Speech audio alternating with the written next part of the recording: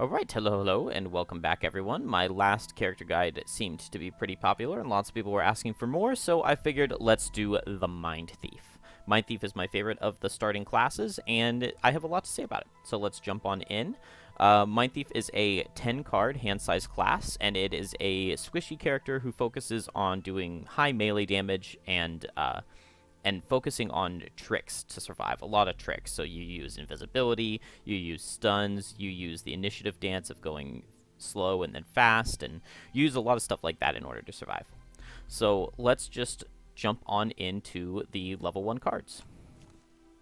And I have to say, maybe even of all of the classes in the game, this might be the best level 1 of all of the classes. It is amazing how good our cards are here. So we will start off. Actually, you know what? We're going to start off with the Mind's Weakness down here, just because it introduces us to our main mechanic of this class, and this is probably the best card we have in our whole deck. So the Mind's Weakness, the top is an Augment. It is just an attack 1, but then it augments all of your melee attacks to get 2 additional damage.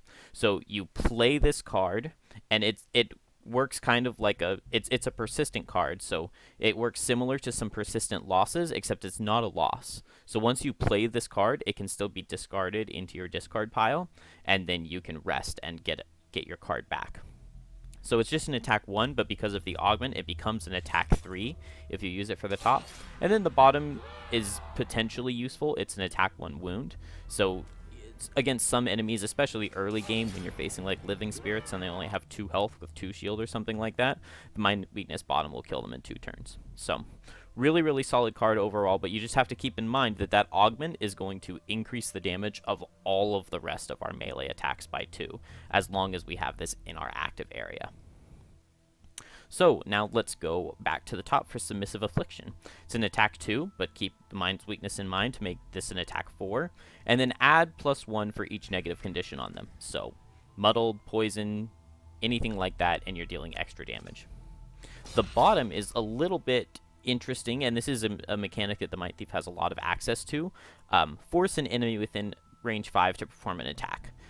It's just an attack 2, which is not very good, but there are a couple of things that make this okay. First of all, this just gives us an access to a bottom attack, so we might as well deal 2 damage with our bottom if we were going to do nothing with our bottom instead. And then also, anytime enemies have Retaliate, this can actually be really useful. If you force one enemy to attack its friend who has Retaliate, then both of them are going to end up suffering damage. And so, you know, something like if you have 2 flame demons next to each other, you can actually have one flame demon kill the other with his buddies Retaliate. So overall, more of a situational card, but the bottom of this is useful, and the top is pretty good. I mean, with Mind's Weakness, it's a base attack 4. Into the Night. Top gives us a loot, which is okay early game. A top loot is always better than a bottom loot, just because you can position yourself with the bottom and loot once you've cleared out a room. So that's pretty nice just to get some extra gold in the beginning of a character. And then the bottom is an invisibility. So really useful, but we're not being able to move with the invisibility. So we need to have positioned ourselves in a good spot before we use this. Fearsome Blade. This top is an attack 2 push 3. 3 hexes is gigantic. It is absolutely huge. So this is absolutely the best level 1 push any of the classes have access to. Being able to push 3 means that basically if there is a trap on the board, you are able to push to it. Push 3 is gigantic. So super nice. This also works really well against Retaliate enemies, because when you push them out of range of the Retaliate, you don't suffer any damage. And so with Flame Demons, once again, they have to have Retaliate range 4 before they're actually going to retaliate on you. So top of this card is really nice. And then this bottom is interesting. Keep in mind with Mind's Weakness, that's a move 4 attack 4, which is not a bad bottom at all. This is really good to play near the end of a scenario when you're trying to burst down a target. Feedback Loop. This card has a lot of text on it, that is almost all completely useless. This top, it's another augment, so you can, on all your melee attacks, you gain a shield, but then a lot of your attacks are just doing like 1 or 2 damage, which is not very good. and having 1 shield is not super helpful on a 6 HP class, so not very good for the top. And then this bottom has what I call feedback loop syndrome. There is a lot of text that really should not be there. So this card is a move 4 jump. You can go in a big circle and end on the same hex you started in to muddle everything, but don't ever do that. Don't ever do that. I think I've used feedback loop for the bottom 1 time ever, or for the muddle 1 time ever. A move 4 jump is super, super, super useful, and also 79 makes this one of our slowest starting cards, so feedback loop is definitely amazing. Just don't get caught up on the rest of the text that's on the card. It's a move 4 jump. Just remember that. Gnawing Horde is almost exactly the same thing. This top summon is okay. Early game, he's pretty good. Like 6 HP is a lot of health, but 1 move is really, really restrictive, which makes this card really hard to play. The fact that it does 2 damage and it poisons every time is really nice.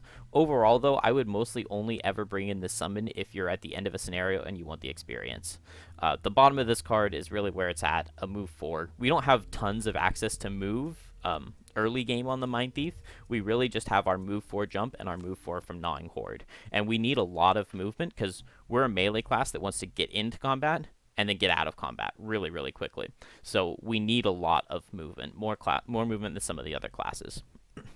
So this is just a slow card at 82 that has move 4 for us. We already did Mind's Weakness. Parasitic Influence. The top of this is just an attack 1, but you get to heal yourself for 2 every time you attack.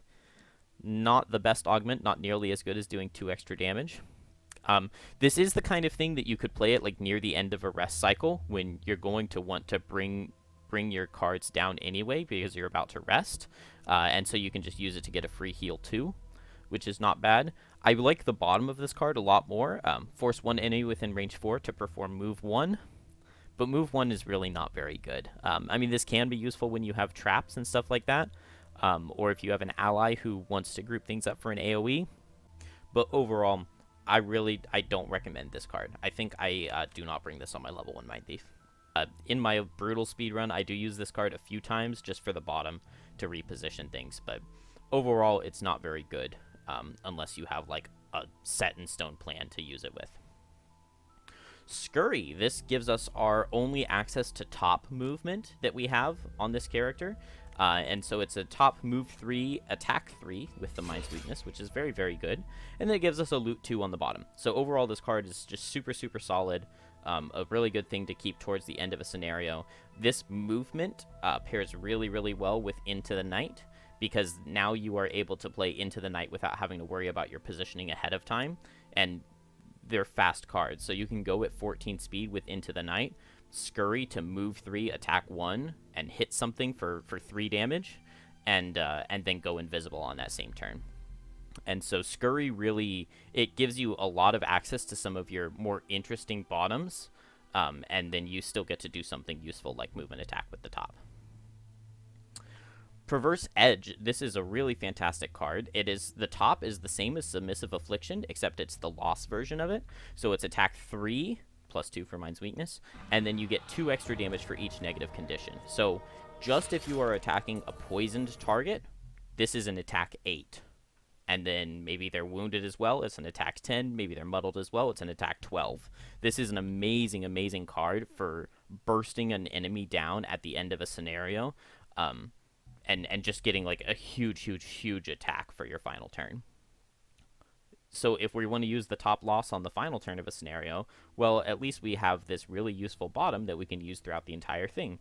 Attack 1, range 2, stun. Main thing this is useful for is that it's a stun, but this is amazing, amazing, amazing because it's a bottom action. So if we're already in position, we can do something like move 4 with Gnawing Horde and go at 82 speed. Maybe we move 4 in and we attack and set up the Mind's Weakness. Then on the following turn, we can do Perverse Edge bottom. If we're just 1v1ing a target, we stun the target we're attacking at 8 speed, and then Submissive Affliction top is going to be an attack 5 because they're stunned, and we have the Mind's Weakness up, so it's 2 + 2 + 1. All of a sudden, like, you've taken no damage, and you've been able to attack for 3, attack for 1, and attack for 5 onto a single target. Or if you're in the middle of a couple enemies, you can stun one of the ones who you're not attacking and use a more powerful attack against the enemy that you're trying to kill. Really, really, really useful card overall. Empathetic Assault. The top is an attack for range 5 range, and a disarm. Also generates ice, and Perverse Edge also generated ice. Decent top attack. It's our only ranged attack we have at level 1, but it is a loss, so generally not really something we're going to want to play, but it can be useful. It can save your life, and the range on this can be really good. It can save an ally's life, even if you're super far away. So, also attack 4 is pretty good, but this does not get boosted by the Mind's Weakness since it's not a melee attack. So, this will always just be an attack 4. This bottom is really, really nice, though. Move 2, heal 2. Given that we only have 6 health at level 1, that is a health for 1/3 of our total HP, which is pretty gigantic. So this bottom is really, really useful, and we'll keep it for a long time. Withering Claw. So now we have another augment. This one adds Muddle and Poison. So it's better than some of the other ones we've seen. Like, adding Muddle and Poison is really, really nice if we're going to hit a target with something like Submissive Affliction.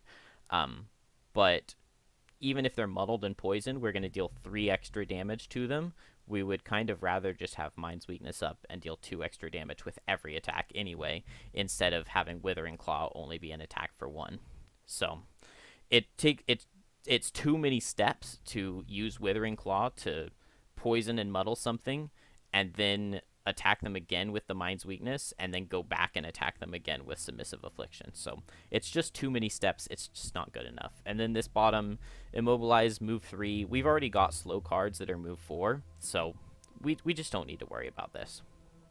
Possession. This can be a really, really, really interesting card. First, this top, one adjacent ally can perform attack 6.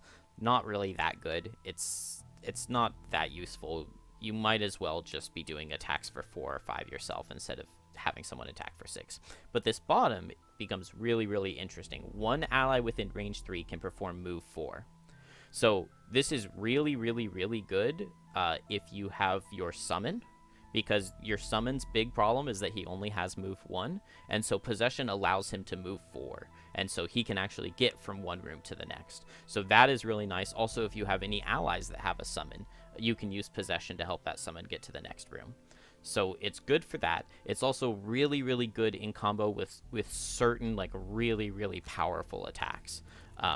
You know, maybe you have an ally who has a really nice bottom attack and a really nice top attack, but they're not quite in range to be able to use both of those cards at the same time against a monster. Well, you can go really fast and use Possession to get them into range, and then they can do their really powerful combo that didn't have any movement on it. So this is a really good card, particularly if you're playing solo and you have perfect information. It can just be really, really nice when you find a really good turn for one character, but they're not in range for it. So overall, Possession is good, and I use it a ton in the speedrun to help my characters get into place.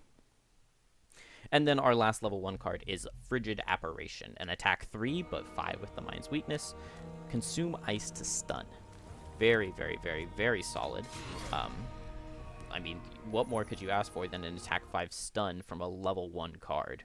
It requires some setup with the Mind's Weakness and an ice, but neither of those things are hard. Those are both things that we want to be doing pretty much all the time anyway, so we're never going to complain about stunning. We're never going to complain about playing the Mind's Weakness. So Frigid Apparition will almost always be a really good card to bring into our build.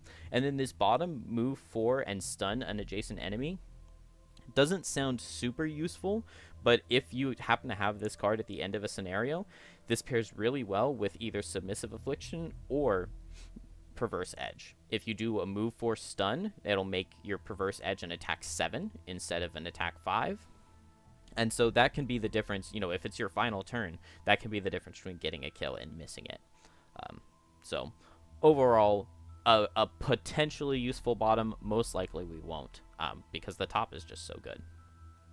Okay, on to items. So we've got a few pretty good choices here. First off is the most obvious one, and the one I highly recommend you take with your first buy, absolute first buy out of the gate, is going to be a Cloak of Invisibility. This is just, I don't think there's a better chest piece for the Mindtheif at all anywhere. Having the ability to just go invisible is super, super nice. It works as either an emergency escape button of, oh, I screwed up, they're doing a really dangerous turn this time, I'm going to go invisible, which works almost all the time because you are faster than almost every monster almost every single turn. But it also allows you to make a really reckless, dangerous plan and go fast and get in the middle of a bunch of enemies and hit hard for 5 and go invisible, and then next turn go slow, stun something, hit for 5 again, and then the third turn you go fast, and now you get to just clean up and kill everything. And so this basically gives you 3 turns in a row of invisibility, or like 3 turns in a row of actions before the monsters can act, because you go before them, then you go after them, then you go before them again. So super, super, super nice. Basically completely core to all the gameplay we're doing of being melee and squishy, but tricking the monsters into not killing us. Next item, so if you only start with 30 gold, next item I'm going to recommend is going to be a health potion.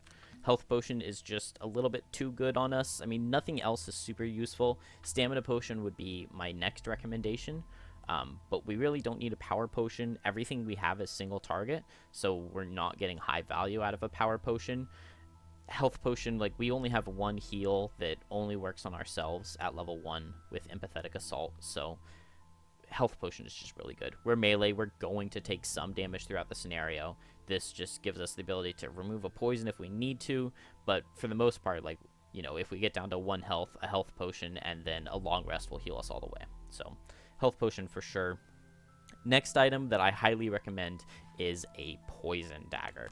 This pairs really, really, really well with some of our cards, in particular Submissive Affliction and where is it? Perverse Edge. This enables my favorite combo on the class, which is to use Fearsome Blade Bottom. So you move 4, attack for 4, add your poison dagger to it. So move 4, attack for 4, poison, and then now we can use our top, Perverse Edge, which becomes an attack 8 because they're poisoned. So it's 3 plus 2 plus 2 plus 1 because of the extra condition and the poison. So all of a sudden you have a turn where you have move 4, attack 4, attack 8. That is really, really solid. That easily one-shots everything, absolutely everything in the game at level 1 on normal difficulty, probably even on hard difficulty. As long as you don't miss, you are one-shotting every single monster. I'm not sure how much health like an elite Earth Demon starts with, but you're probably one-shotting it, which is amazing at level 1. As long as you don't miss. And so then the other item that I recommend for your hand slot at level 1 is just a heater shield. It's basic. It's just 1 health, one shield. But I think this item can be really, really, really easily overlooked, and it actually adds a lot of value to you.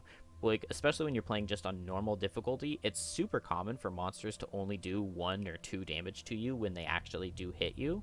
And so just being able to block that is a lot. Like, this increases our health by 1/6, which is like, what, 18%?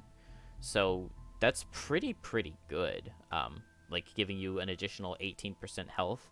Also, every time you long rest, as long as you're refreshing this shield, it gives you 1 extra hit point. It's like you heal 3 instead of 2 because you're going to be able to block 1 more health next time you get hit. So this shield and upgraded versions of it actually become really, really good on you as you level up. Then the final item we have, there are a couple options we have for our head slot. I probably recommend just going for an iron helmet. You know, we're melee, which means we will get hit sometimes, which means we do not want to be crit. We are a squishy class. We die to almost everything at level 1 critting us from full health.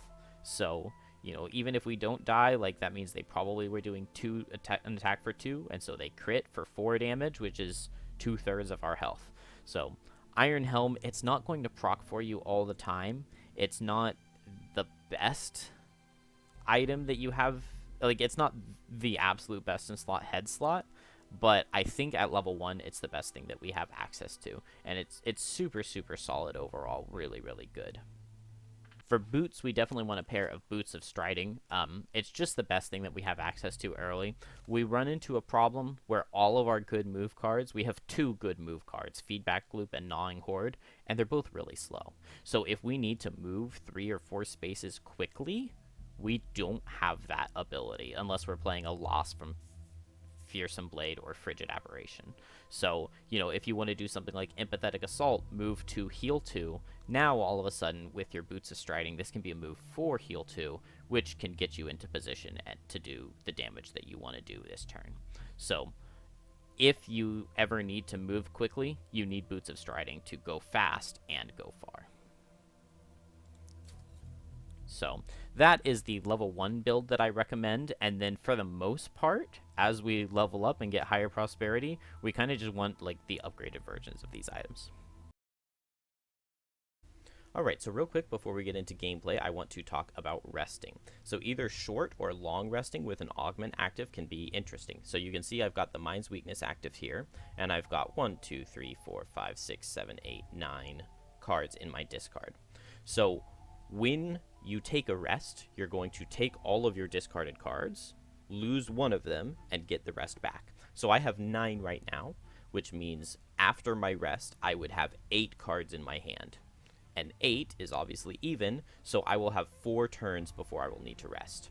So in this case, it's best for me to just leave the Mind's Weakness up, because I'm still going to have an even number of cards. Now, in this case here, this is the very next rest cycle, so now I've got 1 card burned, and this is a 10-card hand size class, so we know that this right here altogether is 9 cards, but right now I don't have the Mind's Weakness. So we know that this is 8.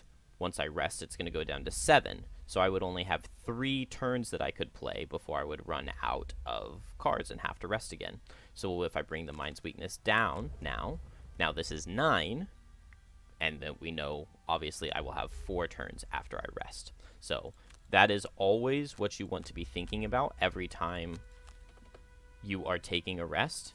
It is, do I need to bring the Mind's Weakness down, or can I afford to leave it up? Because now I'm perfectly set once I lose this card to have 1 extra turn of stamina since I brought the Mind's Weakness down.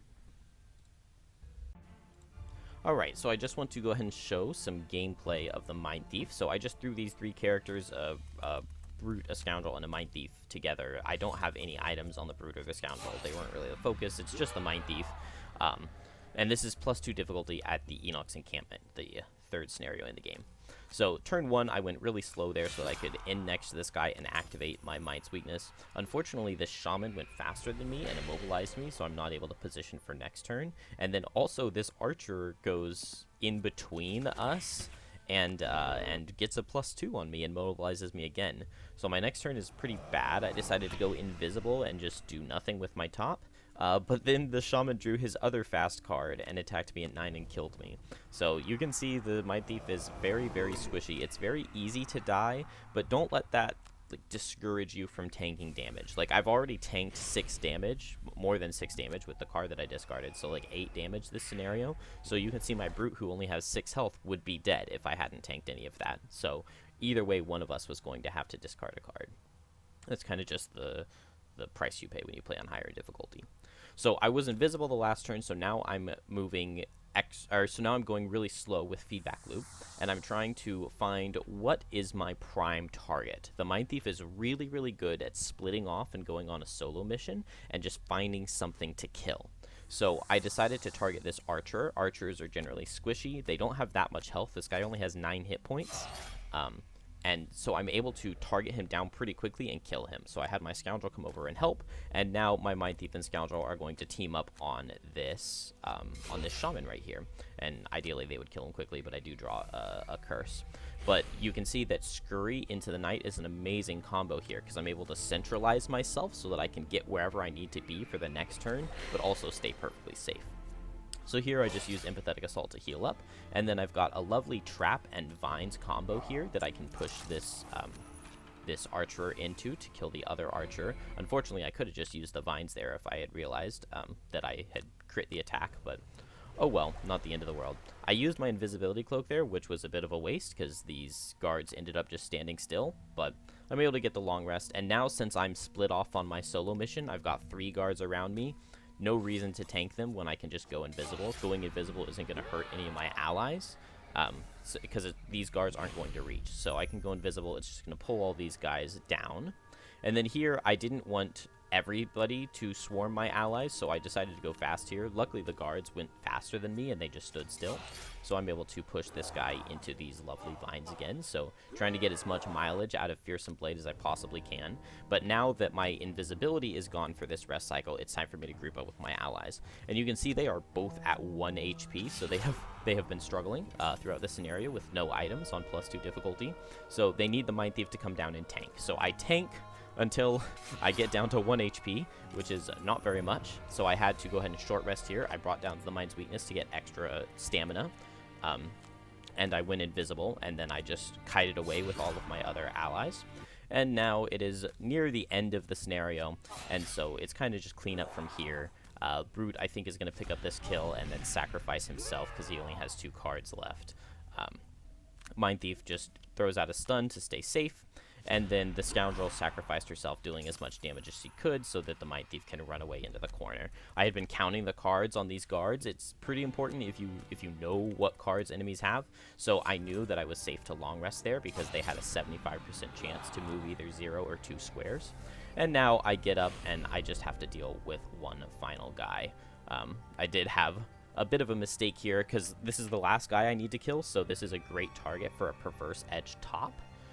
And I should have just played it a couple times here when I didn't. I was kind of greeting and thinking I didn't need to.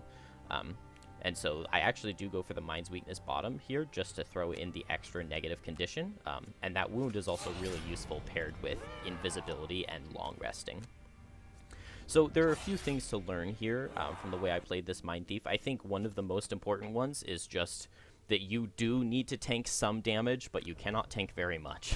It's very important to spread your damage out across your characters as much as possible. You saw all of my characters had 1 hit point, so they would have been having to lose cards way more frequently had I not been spreading the damage around.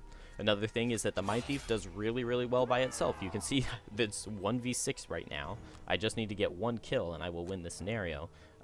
And that is something the Mindtheif is able to do. So you're really, really good splitting off by yourself. You do need to tank at least some damage a little bit. Make sure you're thinking about your allies while you're taking your turns. And then make sure you use your lost cards effectively and don't miss. Don't miss your Perverse Edge because then you lose the scenario because of my last 2 cards.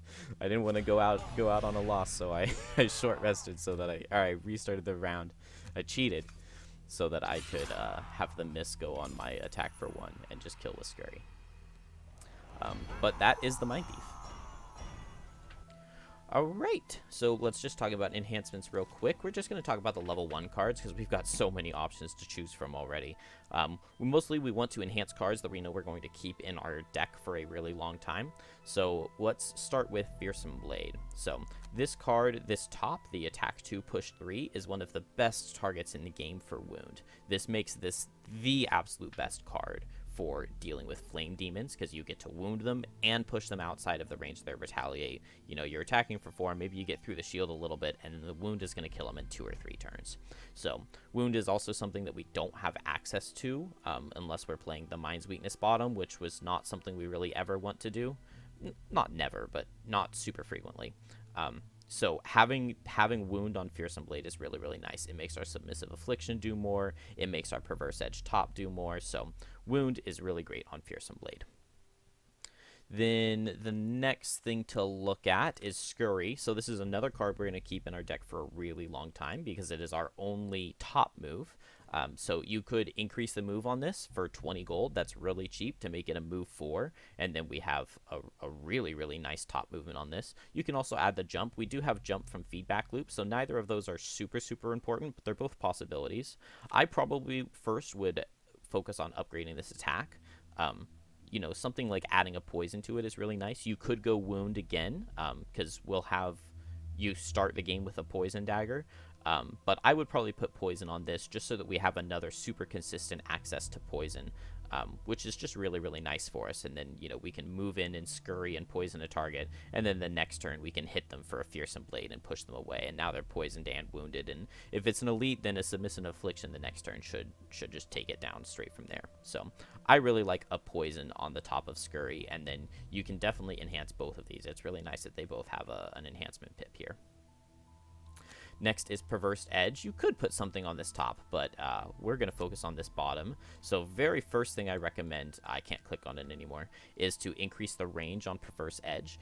It only costs 20 gold. And then even if you have already enhanced this bottom for 20 gold, it's only going to cost 20 additional gold to put something else on this attack 1. So this attack 1, since it's a stun, it's another really, really good candidate for wound. And it's only costing you 65 to get an attack 1 range 3 stun wound set ice, which is just so good. Like, it's so good. So I definitely recommend the range on this first, and then afterwards probably a wound, because stunning and wounding is just an amazing combo. Since the target's not going to be able to heal it off this turn, they're going to suffer at least 2 damage from the wound. Next is Empathetic Assault, and adding a Bless on this is quite nice. We're normally going to be attacking for 4 or 5, so if you ever draw a Bless, you're critting for 10 damage, basically. So a Bless is super nice on Empathetic Assault. This is not a card we're going to keep in our deck for a really, really long time, but if you do put a Bless on it, it's going to make you much more likely to keep it, and 50 gold is not super expensive. And then the last card is Frigid Apparition. This is another one that wound is really good on. You could go for poison as well. It's just really, really nice whenever you're starting off a fight with a target. You stun them and put one other negative condition on them, like poison or wound. It's just going to make it a lot easier to take them down. All right, so let's move on to level ups. Overall, the Mindtheif actually has some weaker level ups, especially early on. But let's go ahead and hit level 2 here. So we've got the Wretched Creature, another summon. This one has less health but more move and more damage than our previous summon. Overall, this is not a horrible summon. 4 health is pretty low, but 3 move, 3 damage is actually really, really high for a summon. Then this bottom, move 3 and curse an enemy, but you have to have dark. The only access we have to dark at this point is into the knight's loot, and you only get the dark set if you actually loot a coin, which means you would have to do it in the middle of battle. You would have to kill something, loot its coin to get the dark, and then do all of that just to move and get a curse. And then our other choice is Hostile Takeover. This is another ranged attack, range 4, and it immobilizes and sets ice for us again. Also, 9 speed is crazy fast. Overall, we are really, really fast, which is nice. And then this bottom, force 1 normal or elite enemy within range 3 to perform its turn this round, as if its allies were enemies and enemies were allies. It just turns a monster onto your turn, onto your side of the battle for a turn, which can be really nice and neat and cool and unique. The problem is you don't ever know what cards monsters are going to play ahead of time, and so if you're planning to play Hostile Takeover bottom, monsters might just play something super, super useless, like, a guard playing their stand still and retaliate card, and it just does nothing. So it's really, really hard to plan around using Hostile Takeover bottom for anything useful, but this top is pretty good. It's the card we're going to take. So when it comes for a card to drop, we've got a couple choices. For the most part, our level 1 cards are so good that it's really hard to make this choice. But the choices are going to be between Submissive Affliction, Into the Night, Gnawing Horde, or Empathetic Assault. So Empathetic Assault is mostly just this move 2, heal 2. Gnawing Horde is mostly just this move 4, but it's a slow card, and if we get rid of this, our only other slow card is going to be Feedback Loop whenever Mind's Weakness is in play, and you kind of want 2 slow cards so you can do the initiative dance. Into the Night is our only access to invisibility without an Invis Cloak, so it can be really important, and it works as a really nice emergency button. Also works really well for planning, like, turns in the first room or something like that when you know you're going to have this card.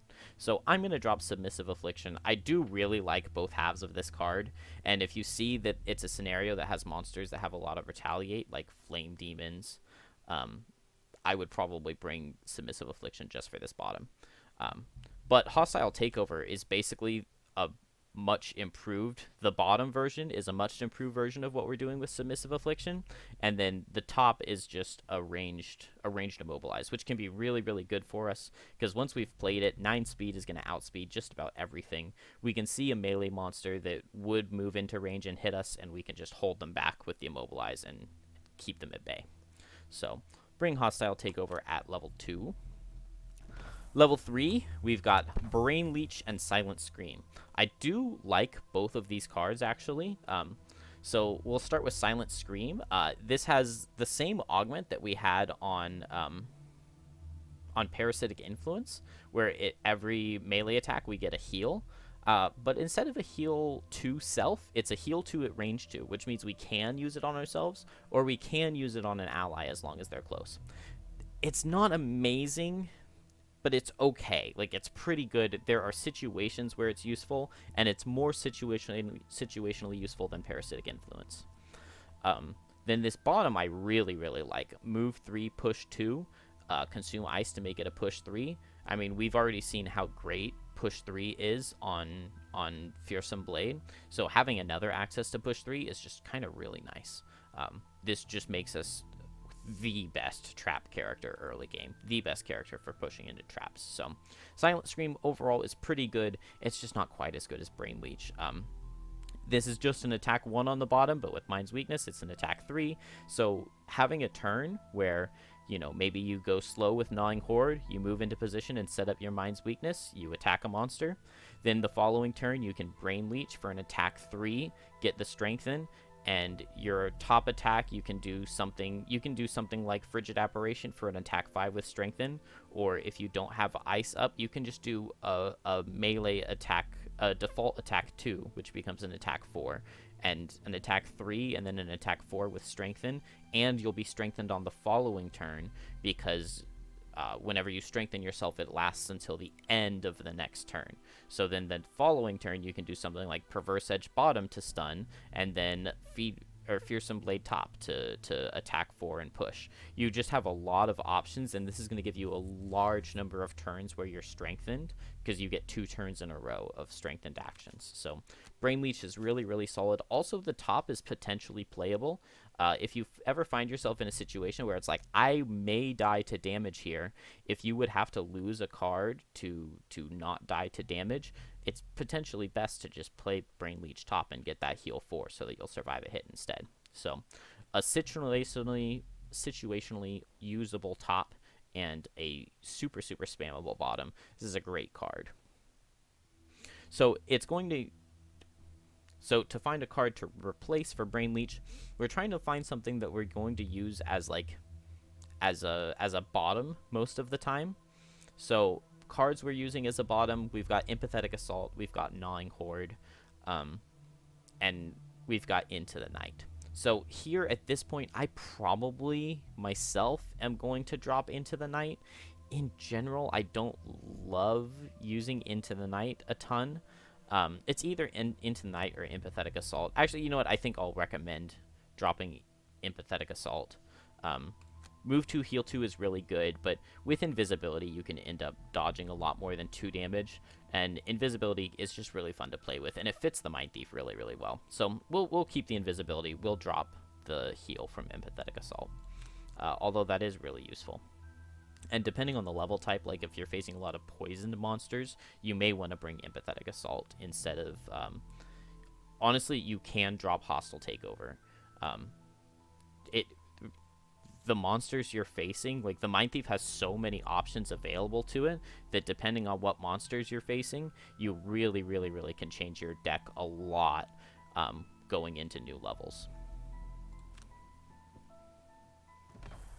Level 4, we have Pilfer. If you are the greediest player in the planet, loot 1 and gain an additional gold pile for each adjacent enemy. So you're literally stealing the gold out of their pocket.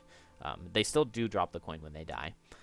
It's okay. I mean, we already have a top loot, and you probably, by the time you're level 4, if you started at level 1, you've probably got pretty decent gold at this point. Then this bottom is actually really, really nice. Attack 4, move 3, attack 4. That is an extremely solid bottom half of a card. Definitely worth the loss action, and there is a lot that you can do with that. So really, really good bottom. That is opposite Cranium Overload. Kill a normal enemy within range 4, then perform an attack 2, targeting all enemies adjacent to the killed enemy, and gain an experience for each target. Then this bottom is move 5, and the card is at 5 speed. So this solves any and all movement issues that you have been having with the Mindtheif. Like, one of the big problems we've had is that all of our good movement cards are really slow. So now we have a really fast movement card. This does create another problem for us, though, when we are choosing a card to lose for Cranium Overload, and that is once we drop Gnawing Horde, which is the obvious drop. This is basically just an upgrade in every way. We get more movement, we get a fast initiative instead of a slow, and we've got a more useful top. Having an execute is always really, really good when you get to the final room. Just execute one of the normal enemies and move on with your day. You don't have to get a lot of value out of the extra text on it, the attack 2 targeting all adjacents, but you can. Also, that attack 2 does not get affected by augments. It is just going to be an attack 2, nothing else special about it. But now our only slow card is Feedback Loop. So that makes it a lot harder for us to use invisibility, because we have to... The only way for us to use invisibility now is to scurry into the night, go invisible, then on the following turn go slow with Feedback Loop. It's still doable, but it does hurt our combo a little bit by only having one slow card. You do have 2 because you'll bring the Mind's Weakness down every other rest cycle. So you kind of have access to 2, but losing Gnawing Horde hurts more than you might think it would. Level 5, we have interesting choices here. So Mass Hysteria, attack 1, range 4, target 4, and it always muddles. So pretty nice to be able to spread around 4 muddles. Also, your perk deck's pretty good at this point. You've got a lot of +2s, so it's definitely possible for this to do 3 damage to a couple targets. And it sets ice for us. This bottom, you can have 2 augments active at once. If a third one is played, discard one of the others.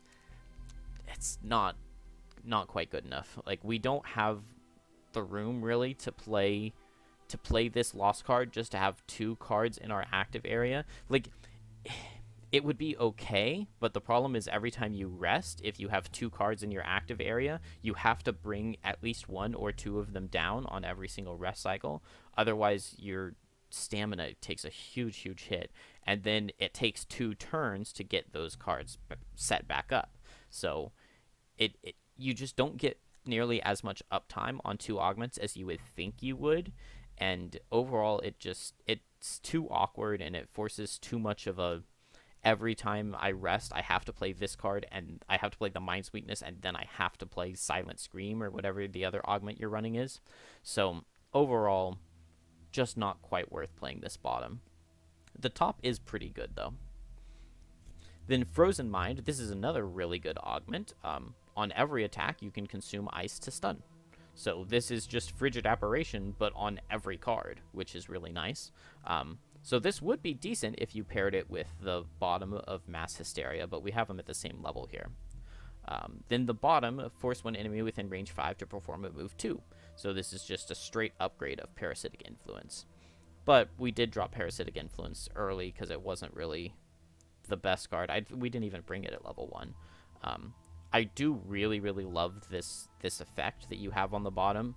It's just that it can be a little bit hard to fit it in the build, and it's not going to be useful for you every single scenario, and it's not going to be useful like once per rest cycle every scenario. So overall, I probably recommend Mass Hysteria here, although you can take either of them, and I'm totally fine with it. I'm also totally fine with not adding either of them to the build. At this point, I probably drop Hostile Takeover and take Mass Hysteria instead. We're mainly focused on doing melee damage The initiative of these two cards is really similar. They both set ice for us, but overall, we've got really, really good perks. We've got things like a rolling disarm and a rolling stun. So being able to hit 4 targets is really nice because you could potentially just disable them. Also, adding the muddle is not bad. And so Mass Hysteria, I think, is slightly better than Hostile Takeover, but that Immobilize was really, really nice for us. All right, level 6. This is where we start to become a little bit insane. So we've got 2 cards here that are a really difficult decision. Corrupting Embrace, attack 1, poison, attack 1, muddle. And then this bottom, move 4, jump. Poison all enemies moved through. This one almost has a little bit of feedback loop syndrome where like there's extra text and like you could just look at the move 4, but the poison all enemies move through is a lot better than ending in the same spot to muddle. The top of this card though is what I mainly play it for. Very rarely I will actually have a good use for this bottom. If you can poison 2 or maybe 3 or 4 targets with boots, that can be pretty nice. Also, setting dark will be useful for us later.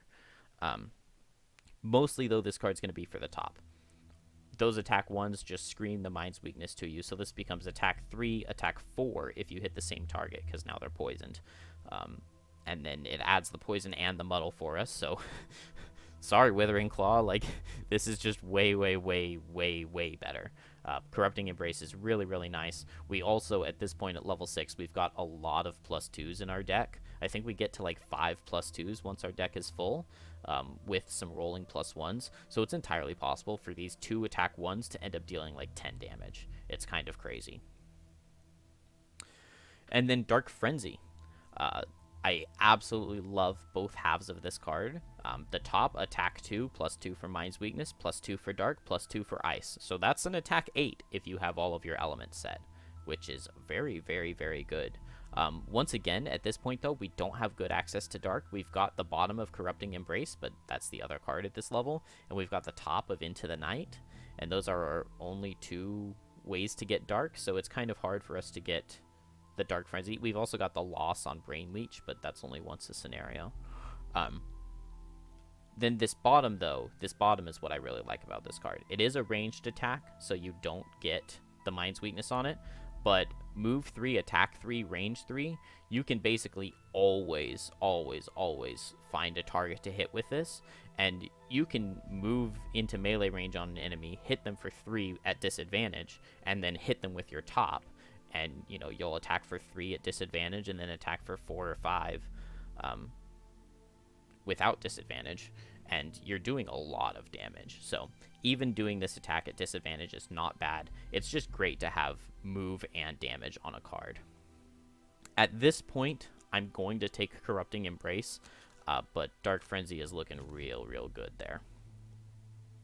So Corrupting Embrace, this is going to be just like a high damage dealing top. Let's see, what do I want to drop here? I'm going to drop Into the Night. The invisibility is really, really good for us, and it's a playstyle thing. You definitely might want to keep the invisibility. One problem that we kind of have is that, like, Into the Night pairs super, super well with Scurry. And so, like, if you have Into the Night, you have to bring Scurry. And once you drop Into the Night, you don't need Scurry as much. But I'm dropping Into the Night here for Corrupting Embrace, and just I'm getting extra attack pulls, so there's always the chance I get the rolling disarm or the rolling stun. And then we didn't really need the invisibility anyway. So Scurry still pairs really well with Brain Leech. So there's still a good reason to keep Scurry, because now we get to move attack 3 and then attack 3 strengthen and be strengthened for the following turn. The other card you could consider would be Fearsome Blade, but I really, really love having that push. I do not want to drop that push, personally. All right, level 7. We've got another good card here. We've got Vicious Blood. So this top is another augment, attack 2, gain 2 retaliate. This is actually playable, this retaliate, particularly against shielded monsters. When you use something like Corrupting Embrace, that gives you Retaliate 4 for the round, which can just one-shot shielded monsters, depending on like the difficulty you're playing and what level the monsters are. I don't super recommend it, but it is playable. The other half of this card, though, is what I really, really love about it. Move 2, attack 2, and also this gives us 83 speed, which we've been kind of hurting for ever since we dropped Gnawing Horde from the build. So Vicious Blood is amazing. If you've used the bottom of Fearsome Blade at all at this point, you've seen how useful it is to have an attack 4 on your bottom, and so this gives us a spammable attack 4 without having to play a loss. So that is basically just a straight 1-for-1 upgrade. Psychic Projection, this card is very interesting. Heal 5, shield 1, stun yourself. This means you will be stunned for the rest of this turn and for the following turn after this one, which sounds really, really awful, but you can long rest while you're stunned. So you would only ever play this card right before you're going to long rest, which is not bad. Like, you get a heal 7, and the shield 1 is probably not that useful because you probably don't want to be tanking, but at least it would give you a little bit of potential tank ability. Like, heal 5 is good, but overall, it's just too much. It's too situational. You can't always guarantee this card is going to be good for you. And then, like, if you're going at 92 initiative, the shield 1 is useless. Then this loss, all your ranged attacks gain the effect of your augments this round. That would be nice, like, one time for a mass hysteria, but it's just not worth it. It's not worth the loss. Vicious Blood here every day of the week. Then you have 2 choices on the card you're going to lose. I guess it's 3. You could lose Scurry. You could lose Fearsome Blade, or I am going to drop Mass Hysteria. I do like this top, but it's not a melee attack. I really like having melee attacks just to proc the Mind's Weakness as much as possible. So this top is definitely good. It's definitely useful and playable, but I'm going to bring Vicious Blood instead, and I just like the level 1 cards more. I normally put an enhancement on Fearsome Blade early, and so it makes me really not want to drop it. So I'm dropping Mass Hysteria for Vicious Blood. And so you can see, like, by the time we've hit level 7, we've already dropped 2 of our earlier level up cards, just because our level 1 cards are so good.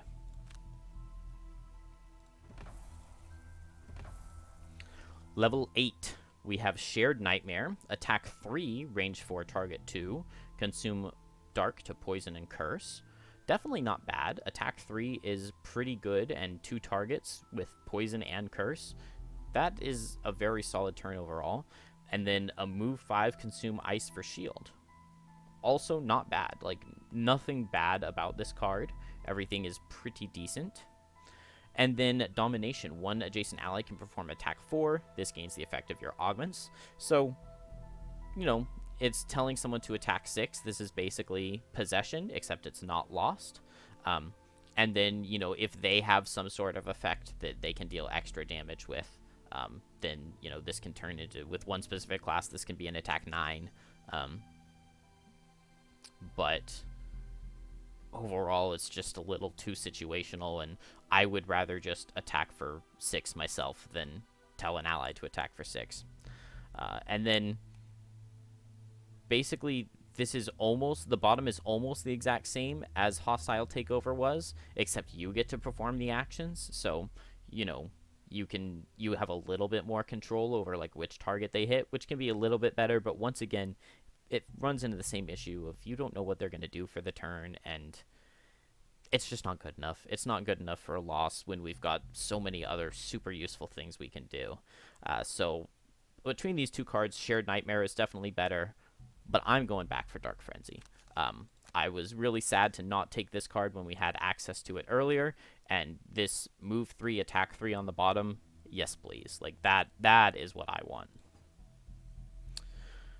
So, a card to lose here for Dark Frenzy. This is where it becomes really difficult, because now we've only got, like, the cream of the crop cards. I think I'm going to drop Scurry here. It makes Brain Leech harder to play, but we do have access to a slow card now with Vicious Blood, and we love going slow with Vicious Blood and doing move 2, attack 2, which can put us in great position for a Brain Leech on the following turn. So it's harder to play Brain Leech bottom now, But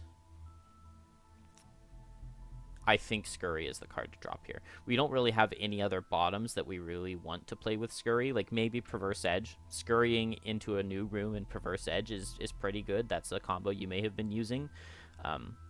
But overall, I think I'm fine with dropping Scurry at this point. And our final level up. Level 9. So we have Many as One. Summon the Rat King. 9 health, 2 move, an attack for X.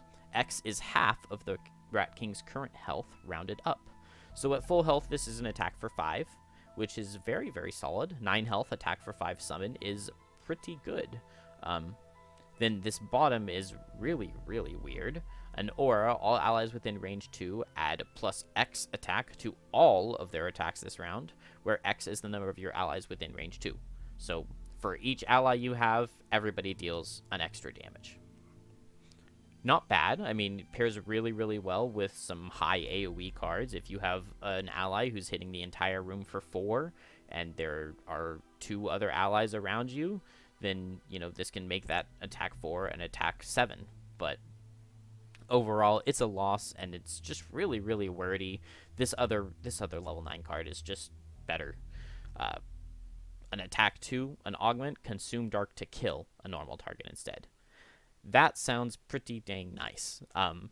Being able to execute is just always nice.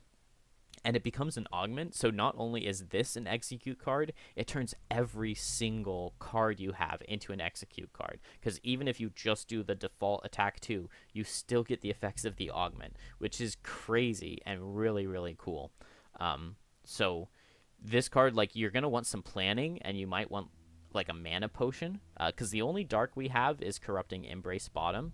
Nothing else we have sets dark. You could add dark to any of your level 1 cards. Something like Frigid Apparition is pretty decent, or even Perverse Edge. You could add dark to those just to give yourself more dark to get more executes out of Phantasmal Killer. But keep in mind that you can switch augments halfway through like a rest cycle without any payment or penalty. So like you can start a room off with Mind's Weakness and be doing a lot of damage, or you can start a room off with Phantasmal Killer to execute a few targets is probably better. So, you know, move in with something like you can move in with something like Corrupting Embrace, right, to set the dark. And then maybe you attack something with Phantasmal Killer, or maybe you're not in range, but you get your Phantasmal Killer set up. Then on the following turn, you can do something like Vicious Blood to move to attack 2, consume that dark to execute a target, and then for your top, you can play Mind's Weakness. And now you've got Mind's Weakness set up for the rest of the room, but you were able to get your execute from Phantasmal Killer with the bottom of Vicious Blood. Which is really, really cool. Also, the bottom of this card gives us access to dark, so if you play this bottom, then you can Stamina Potion it back and play the top. So this bottom is move 2, loot 1, invisible self, set dark. Really, really good. This is way, way, way better than Into the Night because you get the movement on top of the invisible. So being able to move 2, go invisible is way better than just standing still and going invisible. Also, we now have a pretty good use for the dark with the top of this card. So I'm probably going to drop Fearsome Blade here. The push is really good, but why push a target when you can kill them? So, Phantasmal Killer, really, really, really fun card to play around with, and it finally gives us a reason to be like splitting our augment into 2 halves throughout a scenario, which is really, really fun. Alright, so now for the like full build, like all item spoilers in the world, item recommendations. This is a really fun class for once you have access to basically everything. First of all, we're starting with a Cloak of Invisibility. We're always going to go Cloak of Invisibility. You don't want anything else. That's just the best thing for you to have. But hand slot becomes really, really interesting. So we've obviously still got the Poison Dagger is good for us. It pairs really well with a lot of what we're doing. But once you've got Corrupting Embrace, you've got a poison on an attack already. I think we get some poisons in our... No, we don't get any poisons in our perk deck, but we've still got poison from Corrupting Embrace, both the top and the bottom of it. So Poison Dagger is good on us, but Frigid Blade is a bit better. We're creating a lot of ice that we don't use. We have tons of cards that create ice, and the only use for ice that we have is the stun on Frigid Aberration. Also, we've got a perk card that is +2 set ice that will just be drawn sometimes. And what I didn't realize about this card at first is that it is not a spent item. This is a persistent buff. So it does not... You don't use this once per rest cycle. You can use this weapon like 3 turns in a row to make your attack 4 or your attack 5 an attack 6 or an attack 7 instead, and you can just use it over and over and over and over again. I have done a scenario where I've used this item like 15 times, so absolutely crazy. This is a random item that you get from either random item chests or from retiring characters that you already have unlocked. So can be hard to get this, but if you get access to it, the Frigid Blade is amazing, absolutely amazing on you. Another random item that can be pretty good is Wand of Darkness. This you're not going to want until you have like Dark Frenzy or a Phantasmal Killer, because those give you good uses for Dark, but it's definitely something that you can consider once you have those items. Versatile Dagger, this one, and I think it's the Balanced Blade, it's upgraded version. These are both really, really good. Make your basic attack an attack 3 instead of an attack 2. This turns like every single card with the Mind's Weakness into an attack 5 or into an attack 6 if you have the upgraded version. So those are really, really nice. Tower Shield, this is really, really good once again. Like, anytime you're getting attacked for 4, make that attack for 4 and attack for 2 instead. This is really, really, really increasing your survivability. And just like with the Heater Shield, it makes your long rests more effective. You are so much more willing to go in there and face tank some damage when you have this shield. It is ridiculous. And like, you know, if you're going from 14 health to 16, that is a pretty significant increase. So Tower Shield, super fantastic. Absolutely love this item. Jagged Sword, we do not have access to Wound except for the bottom of Mind's Weakness, which we basically never ever want to play. And so Jagged Sword is like the last status condition that we couldn't do because we do tons of muddles. We do Disarm and Stun, and the only thing we didn't have was Wound. So this can be really good, especially if you're doing like your Fearsome Blade combo with a Poison Dagger and a Jagged Sword both to put 2 negative conditions on a target. Also, just having Wound in general is good. Wound pairs amazingly with Fearsome Blade. Like a Flame Demon, you push the Flame Demon outside of Retaliate range and you wound it.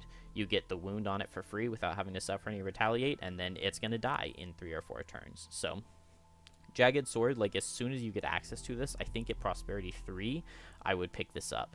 And then Tower Shield, I would pick that up as soon as possible. And then maybe once you have some enhancements, you can drop Jagged Sword for like Versatile Dagger. And then as soon as you get Frigid Blade unlocked, I would use that. And then Wand of Darkness is like once you're level 9, like Wand of Darkness is pretty good. All right, Head Slot. Head Slot is kind of interesting as we level up. We don't really get access to super amazing things. I'm probably just going to recommend you keep an Iron Helm for a long time. It's really cheap, and you know, if you're wearing it forever, you're going to get some value out of it. Something like Eagle Eye Goggles is okay, but it's generally better on other allies. If you're only playing 2-player, probably pick up an Eagle Eye Goggles, just so that if you're doing like the top of Perverse Edge, you don't miss that loss. That would be really bad to draw a miss there. But overall, like, that's probably better on someone else when they're playing more powerful losses, like, more frequently. The only other thing I can really recommend is an Empowering Talisman, just to get back one of your bag potion items, which can be really useful. So either of these cards, either of these items, Empowering Talisman is really expensive, so I would probably recommend just Iron Helm until you're overflowing with gold. When it comes to boots, there's really nothing better for you than Boots of Striding. I mean, you don't need initiative boots. You don't need jump because you've always got feedback loop. You don't need anything else. Like, you might as well just keep Boots of Striding basically the whole time. Yeah, I mean, there's nothing better. All right, and finally we have our bag items. So Obviously, you're going to want health potion, a minor health potion, and a major health potion most likely, just to give us good access to healing. We're melee, we're going to need to heal. A minor, a major stamina potion, those are always just going to be super useful. If you're getting a minor stamina potion, make sure you always use it when you have an odd number of cards so that you actually get an extra card in your rest cycle.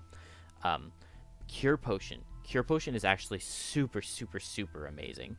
Like, being able to remove any status condition, it can really, really help you. You know, it's not necessarily needed every single scenario, but sometimes an archer is going to go fast and immobilize you, or a dragon is going to go after everyone and stun you. And just having that cure potion, you know, maybe all it ends up doing is removing a poison, but then it just had the same effect that a minor health potion would have had, and now you actually get to heal from your health potion. So cure potion is really, really, really nice.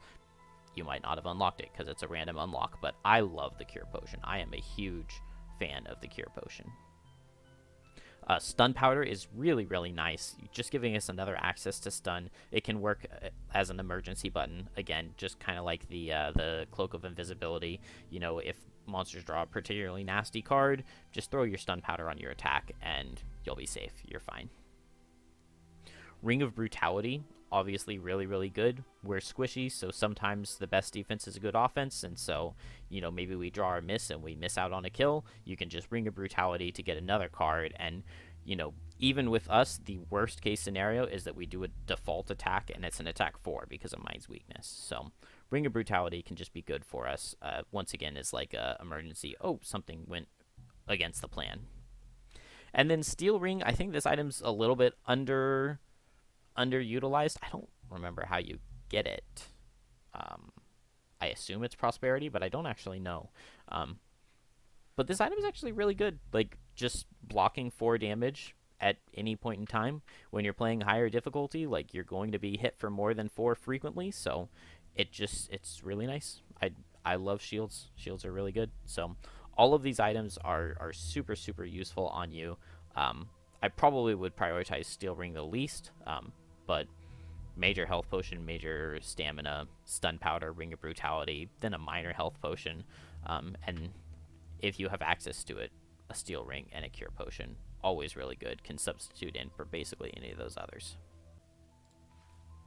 Alright, and finally, on to perks. I've mentioned them a lot throughout because there are a lot of useful things for us to draw.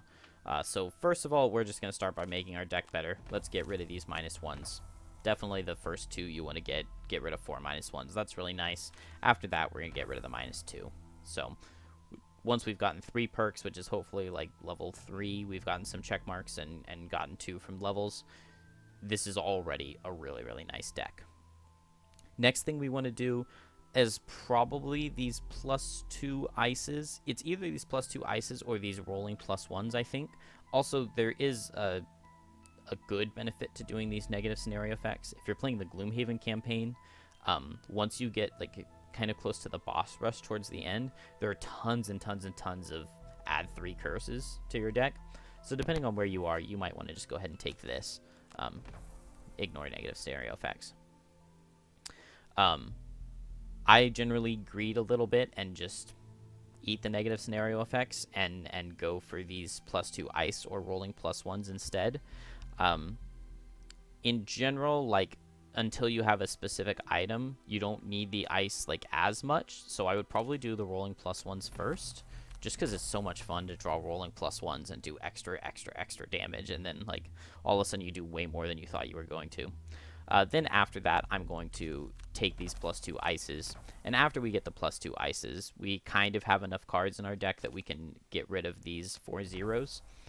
You can either do that, or you can add the rolling disarm and rolling stun. These are really, really, really nice conditions that you're never going to complain about drawing, although most of the time we kind of want to have a plan anyway. So, like, you know, you're never planning to draw your rolling disarm. But, you know, if you see your deck has thinned out a bit, it can be something that you can rely on. In general, most of the time, it's just going to be, hey, this randomly happened. You know, while you're playing Mass Hysteria, it's really nice to draw any of these cards with Mass Hysteria. So those are really good at that point. Next, we'll just replace 2 +1s with 2 +2s. It's not very much difference. It's just 1 extra damage, but it's not bad. Like, we won't complain about it. And now at this point, we've got 5+2s with some rolling +1s. So even just attacks for 3 can end up doing 6-7 damage, which is crazy. After that, I guess Immobilize is better than Muddle. And we've already got a lot of access to Muddle. Like, the main time we're going to be drawing tons of cards is with our Mass Hysteria, but that always muddles. So we don't need to add 3 rolling muddles. The Immobilize can potentially be useful, once again, with Mass Hysteria, but not super, super great. And these pulls, you don't even need to take them. This Mindtheif is 1 perk short of being able to take the pulls, but very, very, very, very, very rarely will this be useful. You know, maybe you get it on Perverse Edge and you can pull into a trap, but that is like a super, super rare case, so definitely not prioritizing these highly.